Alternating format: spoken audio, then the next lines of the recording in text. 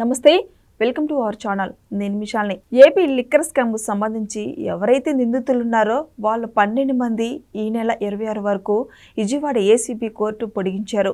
అయితే దీని మీద పూర్తిగా విశ్లేషించడానికి మనతో పాటు స్టూడియోలో ఉన్నారు పొలిటికల్ అనలిస్ట్ శ్రీలీల గారు ఉన్నారు. వారిని విషయాలన్నీ తెలుసుకునే ప్రయత్నం చేద్దాం. నమస్కారం మేడం. నమస్తే అమ్మా. మేడం, లిక్కర్ స్కామ్కు సంబంధించి ఎవరైతే 12 మంది ఉన్నారో వాళ్ళకి ఈ నెల 26 వరకు పొడిగించారు. అయితే మరి ముఖ్యంగా మన ఏసీబీ కోర్టులో అయితే ఈరోజు 12 మందిని వాళ్ళని విచారించే అవకాశం అయితే ఉంది.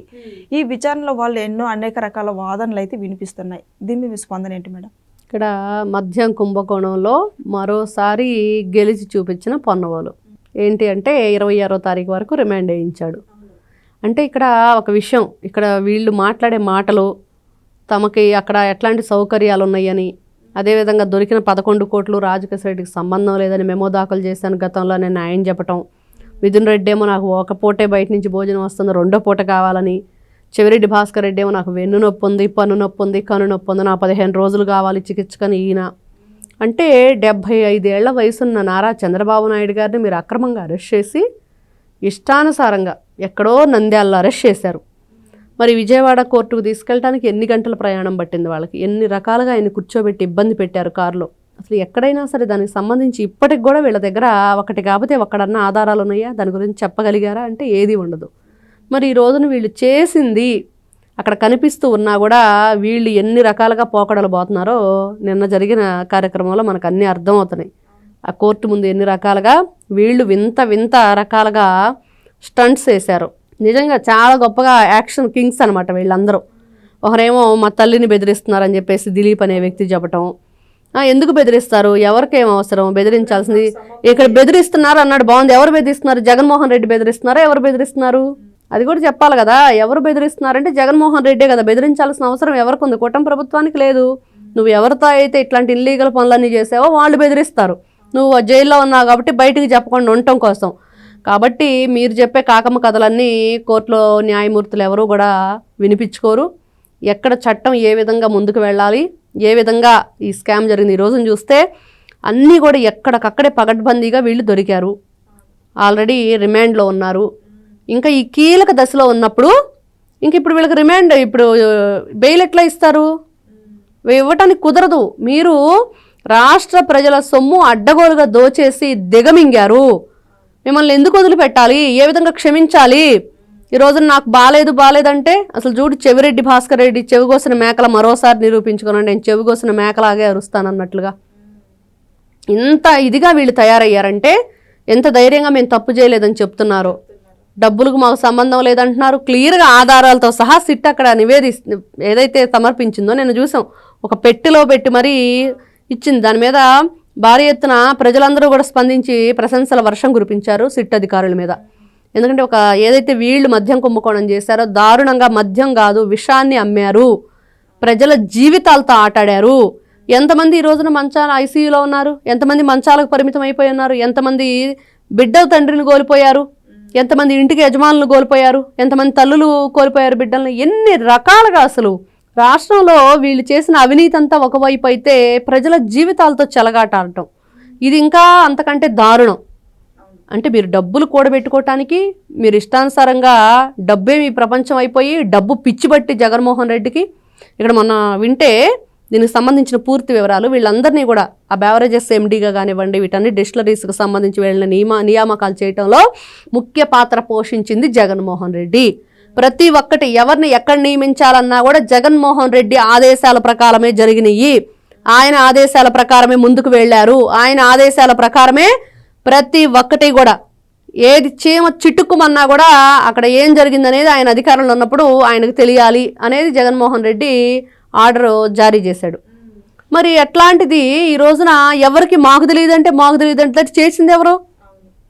ఆవిడెవడో అంటాడు దొంగ పరిగెత్తు వాడిని పట్టుకోపోదంటే మరి వెనకాల వచ్చేది ఎవడో అని చెప్పేసి ఏదో డైలాగ్ వేస్తాడు. అలాగా చేసిందంతా వీళ్ళైతే వీళ్ళ బాధ ఏంటంటే ఇక్కడ ఇంకొక ప్రజలు ఏమనుకుంటున్నారంటే ఈ రోజున ఎవరైతే రిమాండ్లో ఉన్న ఖైదీలు ఉన్నారో ఈ 12 మంది కూడా వీళ్ళ బాధ ఏంటి అంటే అసలు మేమేదో చిల్లర దొంగలమై గజ దొంగ వెనకాల ఉన్నాడు, వాడిని బయట వదిలేసి మమ్మల్ని పట్టుకున్నారేంట్రా బాబు అని చెప్పేసి అంటున్నారని ప్రజలు అనుకుంటున్నారు.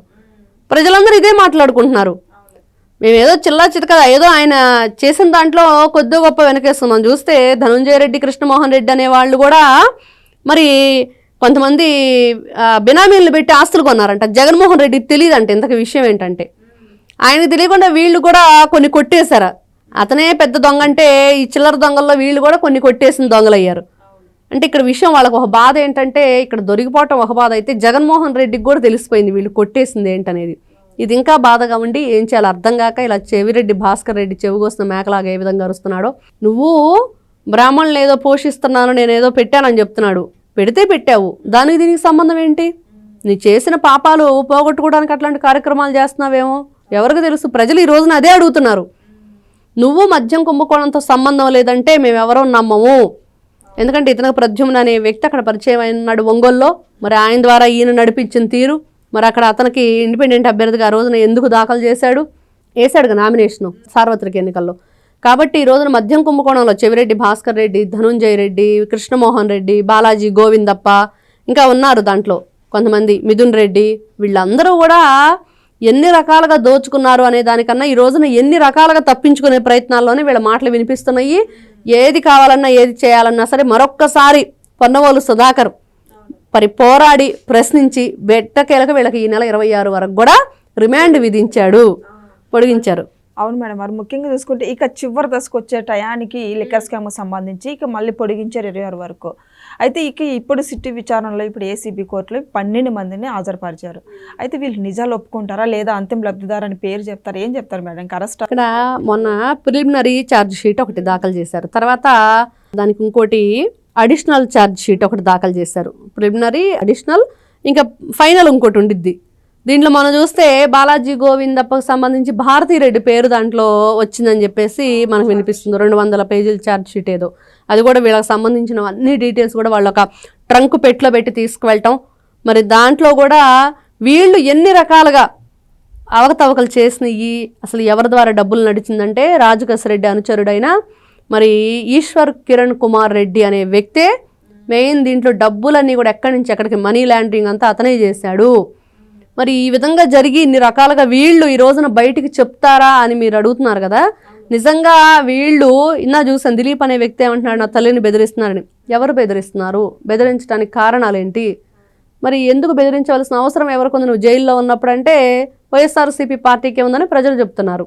కాబట్టి వీళ్ళు ఇక్కడ నిజాలు చెప్పాలంటే బయట మొన్న రాజకేశ్ రెడ్డి లాస్ట్ టైం చెప్పాడు, నా ప్రాణాలు ఇంతటితో ఈ రోజుతో నాకు లాస్ట్ డే అని. చెప్తే నిజాలు ఒప్పుకుంటే ఇంత ఇదిగా వాళ్ళు న్యాయస్థానంలో గౌరవ న్యాయమూర్తి గారి దగ్గరకు వచ్చేసి మాకు అసలు సంబంధమే లేదని చెప్తున్నారు. కాబట్టి అంత ఈజీగా వీళ్ళు ఒప్పుకోరు అనేది మాత్రం క్లియర్గా అర్థమవుతుంది. అంత ఆషామాషిగా ఒప్పుకునే పర్సన్స్ అయితే కాదు. ఎంత గొప్పగా రాష్ట్ర ప్రజల ప్రాణాలు పోతున్నాయని తెలిసి కూడా విషయాన్ని నమ్మారు చూడండి. నిజంగా ఇంతకంటే దారుణం ఇంకేముండిద్దమ్మా. మరి ప్రజలు అడుగుతున్నారు మేడం, అరెస్ట్ అంటున్నారు, ఎప్పుడు అరెస్ట్ చేస్తారు అని. జగన్మోహన్ రెడ్డికి ఇంకా చుక్కలు చూపించాలి, బయటే ఉంచని చెప్పి కొంతమంది ప్రజలు కూడా ఆలోచిస్తున్నారు. ఒకేసారి అరెస్ట్ చేస్తే ఏమైద్ది, బెయిల్ తీసుకుని బయటకు వస్తాడు. ఇప్పుడు 13 ఏళ్ళు 12 ఏళ్ళ నుంచో ఈ ఏదైతే అక్రమాస్తుల కేసులో 16 నెలలు జైల్లో ఉండొచ్చాడు. 13 ఏళ్ళ నుంచి బయట తిరుగుతున్నాడు. ఈ ఖైదీ ఇంకో ఖైదీల్ని పలకరించడానికి వెళ్తాడు, ఈ ఖైదీ పెళ్లిళ్ళు పేరంటానికి వెళ్తాడు, ఈ ఖైదీ 5 సంవత్సరాలు రాష్ట్రాన్ని పరిపాలించాడు, ఈ ఖైదీ ఇంకేం చెప్పాలి తల్లిని చెల్లిని బయటికి నెట్టేసి బాబాయిని అడ్డంగా నరికేశాడు ఈ ఖైదీ. మరి ఇంకా ఈ ఖైదీ లోపలికి వెళ్తే నిజంగానే ఎన్ని రోజులు ఉంటాడు అనేది కూడా క్వశ్చన్ మార్క్గా ఉంది. కాబట్టి బయట ఉండే ఇతన్ని బాగా ఉక్కిరి బిక్కిరి చెయ్యండి, ఇప్పటికే కుడితిలో పడ్డ ఎలక అని చెప్పేసి చెప్పుకుంటున్నారు. ఇంకా రకరకాలుగా అంత ఈజీగా జగన్మోహన్ రెడ్డిని అరెస్ట్ చెయ్యాలి అంటే ఏం జరిగిద్దంటే ఇప్పుడు వీళ్ళు ఉన్న వాళ్ళందరూ కూడా నిజం చెప్పాలి, విజయసాయి రెడ్డి వచ్చి చెప్పాలి, భారతీరెడ్డి పాత్ర ఏంటో తెలియాలి. ఇంకా ఉన్నారు దీంట్లో చాలామంది ఉన్నారు. వాళ్ళందరూ కూడా ఇప్పుడు 8 మందిలో 2 థాయిలాండ్లో ఉన్నారు, 6 దుబాయ్లో ఉన్నారు. మరి వీళ్ళందరూ కూడా వచ్చి ముప్పిడి అవినాష్ రెడ్డి వాళ్ళ తమ్ముడు వాళ్ళేమో థాయిలాండ్లో ఉన్నారు. ఇక మిగతా వాళ్ళు ప్రద్యుమ్న ఇట్లాంటి వాళ్ళందరూ కూడా దుబాయ్లో ఉన్నారు. వీళ్ళందరూ వచ్చి నిజాలు చెప్పాలి. అసలు ఆ డబ్బు ఇంకా ఎక్కడెక్కడ దాచిపెట్టారో బయటకు వచ్చిద్ది. ఇంకా పూర్తి విషయాలు ఇక్కడ చెవిరెడ్డి భాస్కర్ రెడ్డి నోరిప్పుడు, మిథున్ రెడ్డి నోరిప్పుడు, రాజకేశ్ రెడ్డి నోరిప్పుడు. ఇంకా చెప్తే ఆ చాణక్యనో లేకపోతే ఇంకా ఉన్నారు కదా కొంతమంది, గోవిందప్ప, బాలాజీ, వరుణ్, ఆ అబ్బాయి పురుషోత్తం వరుణ్ కుమార్ అతను చెప్పాలి. ఇట్లాంటి కొంతమంది చెప్తారు తప్పించి ఈ మెయిన్ పెద్ద తలకాయలు అయితే చెప్పవు అనేది మాత్రం క్లియర్గా అర్థమవుతుంది. ఇంకా టైం పట్టిద్ది. ఇంకా టైం పట్టిద్ది. ప్రజలు ఇంకా కొంచెం ప్రశాంతంగా ఉండండి. చూడండి ప్రజల నుంచి ఎంత సొమ్ము వీళ్ళు కొల్లగొట్టారో మొత్తం కక్కించే ప్రయత్నం మాత్రం సిట్ అన్ని విధాలుగా కూడా ప్రయత్నం చేస్తుంది. సో ఇదండి చూశారు కదా, ఇక లిక్కర్ స్కామ్ సంబంధించి ఈ నెల 26 వరకు నిందితులకు అయితే పొడిగించారు. ఇక ఇది చివరి దశకు వచ్చే టయానికి ఈ నెల వరకు పొడిగించారు కాబట్టి ఇక నెక్స్ట్ ఏం జరుగుతుంది నెక్స్ట్ వీడియోలో అయితే తెలుసుకుందాం. Thank you. నమస్తే.